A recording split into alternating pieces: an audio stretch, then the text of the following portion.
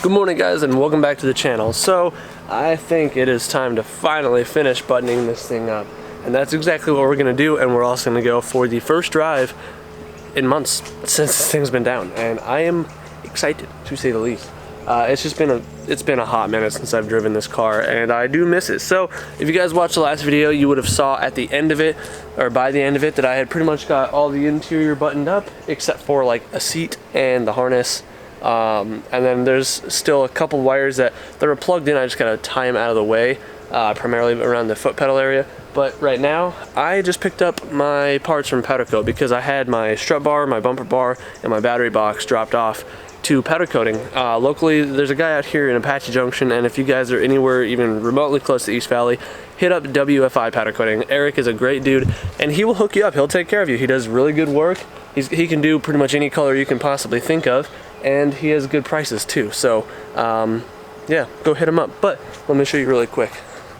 I didn't choose any fancy color because I didn't really need to. Again, I do plan on painting this car in the future again, so I didn't want to get something now that would then offset it then. So I figured black was a good happy medium. So I just did a good satin black, left all the badges raw. Well, he sanded them and cleared the badges, but yeah, really good job on that sanding. Very crispy looking. Focus. There we go. But yeah, it looks nice and clean. And then I got the battery box right here. Super minty as well. The objective at the moment is to get these pieces put on, and with having those things on, I can now reassemble the front end. Granted, I could have probably put the fenders on, but you know, whatever. It is what it is. So I'm gonna go ahead and I'm gonna put the fenders on and button this front end up, get these things bolted on, and then probably just go drive around a little bit. It's actually nice today. Well, nice-ish. It's really humid, but it's not 110, so that might be a good time as long as the clouds stay overhead for me to take this thing out. At least try and get it to the car wash to rinse it off, even though it's supposed to rain tomorrow. I don't know. We'll see. I just feel bad. It's been sitting here for months unwashed. Whatever. Let's get to work.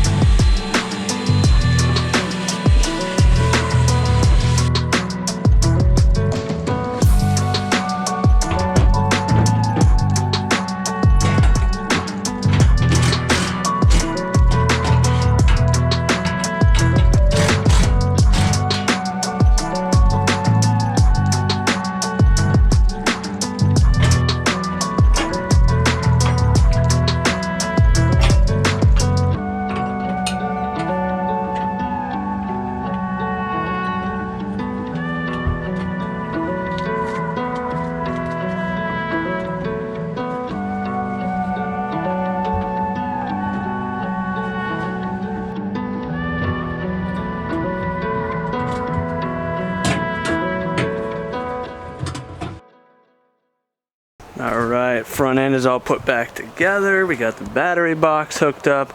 Yeah, I think this thing is ready to just put my battery key in and fire it up. So let's do that. And then I actually have a few sticker/shirt orders to fulfill. I don't do the shirt orders myself, that's a third party, but I can package up the stickers and we can go drop this thing off in the Integra, at least. I gotta try and do this fast before I get absolutely demolished by mosquitoes, because there's a million of them out right now. Hat goes on head, butt goes in seat, key in ignition. All right.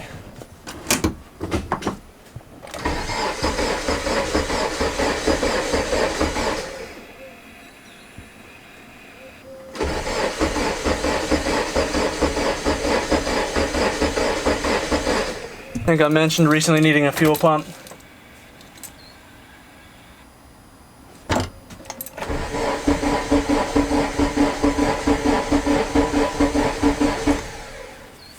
Doesn't even sound like it's priming, to be honest. The fuel pump might have died. Because I know everything worked, but there's so many mosquitoes in here.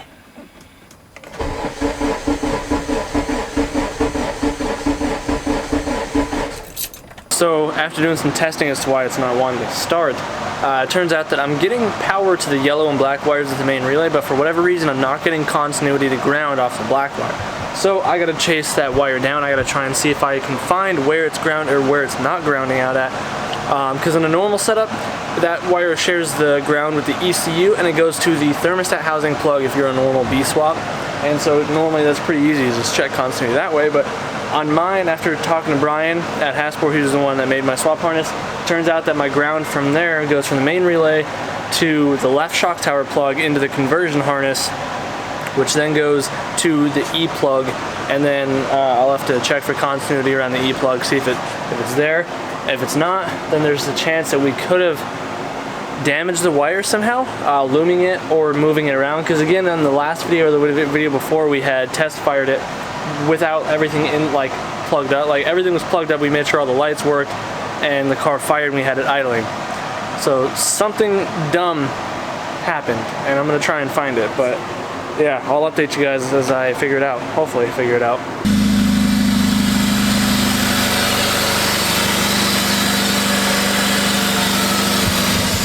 Finally figured the damn thing out. A couple minutes only after that last clip, but I've been, like I said, texting back and forth with Brian, and I was hitting up Doge, and I finally found the papers that Brian had made for my conversion harness.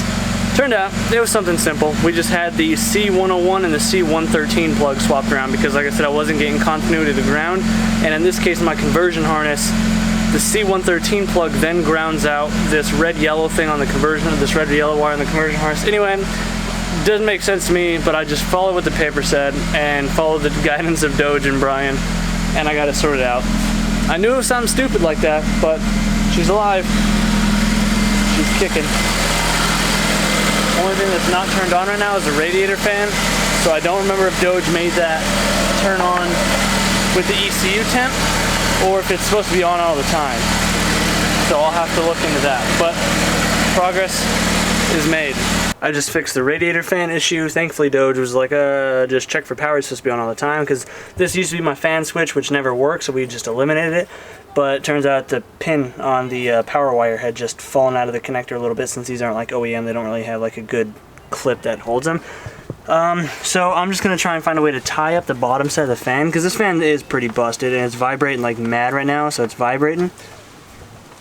I just said vibrating twice, but you get it. It's making a lot of noise, so I'm gonna try and find a way to like tape it down or zip tie it or something down there, and then we can go vacuum out now that I got 40 pounds of crap in my interior from having the doors open all day in this stupid tree.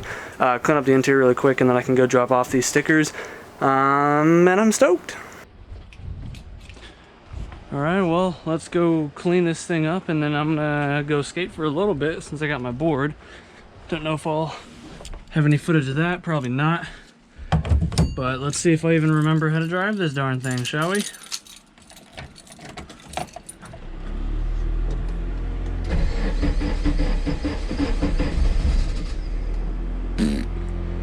Really gotta change that fuel pump. Do the windows still work? Okay, we got windows. Yeah, fight me. I know I need a right-hand drive master switch. It's on my list. It's a freaking tree. Alrighty. Bring you guys closer to me, set you down there. Alright, it has been a minute. So this definitely too short. So there, then there, then there.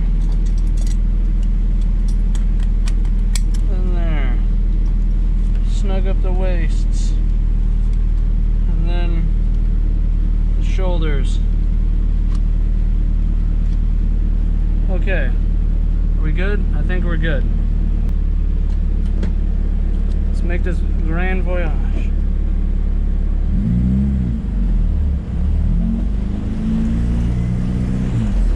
This feels 1,000 times different than my S2000. I will tell you that right now. Like, the S2000 is a low car and it's a sports car, but I literally feel like I'm riding on the ground in this car, and the windshield is so stinking big. And the clutch is so heavy. Oh, I think I just killed a bird. Get some of that rust off my brakes. Holy crap. Ugh. Brakes feel like doo-doo right now because they've been sitting.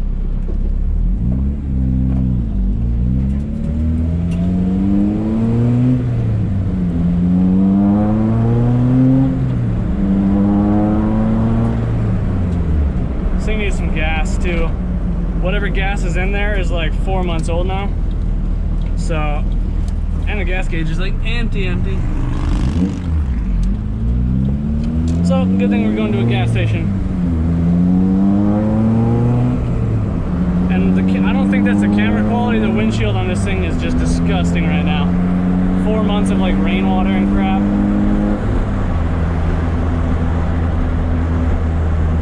Tires feel a little bit funky too because they're probably low.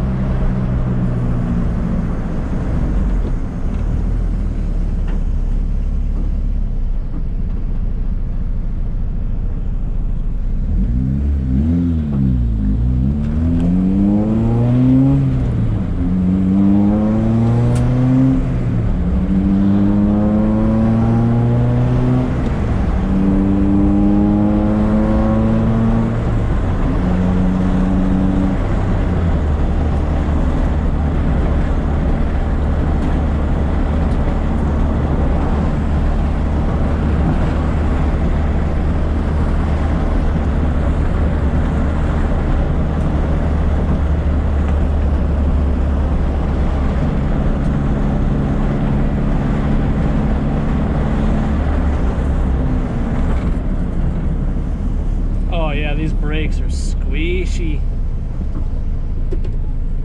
Definitely could use I can smell them too. I can smell like the rust and the brakes like finally heating up.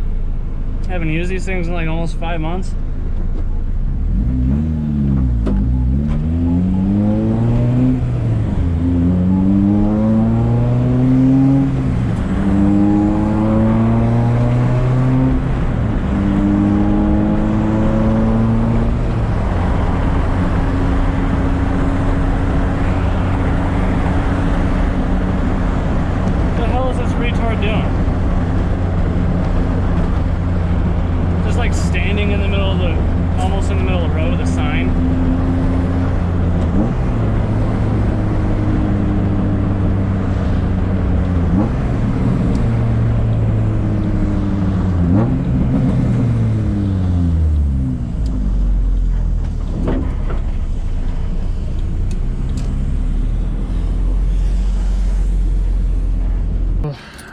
Car's washed. I mean, as good as I'm gonna get it.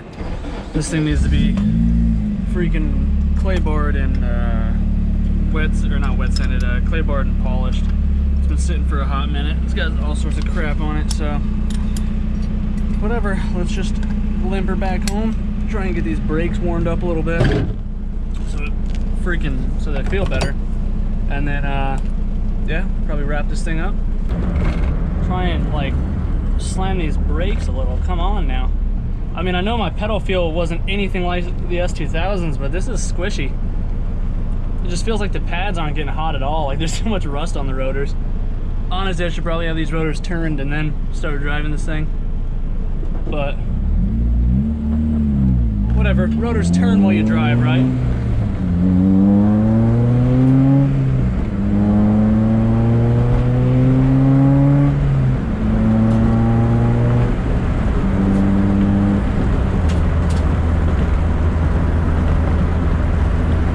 Definitely feels good to be back in this thing though.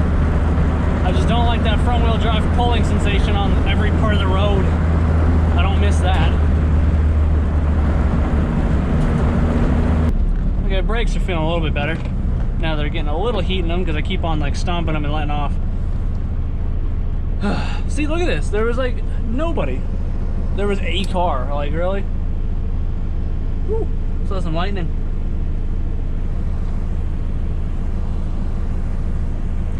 Feels like I'm sitting so far back in this car compared to the S. I got short legs and I don't remember why I sat this seat so far so far back. Really? Nothing?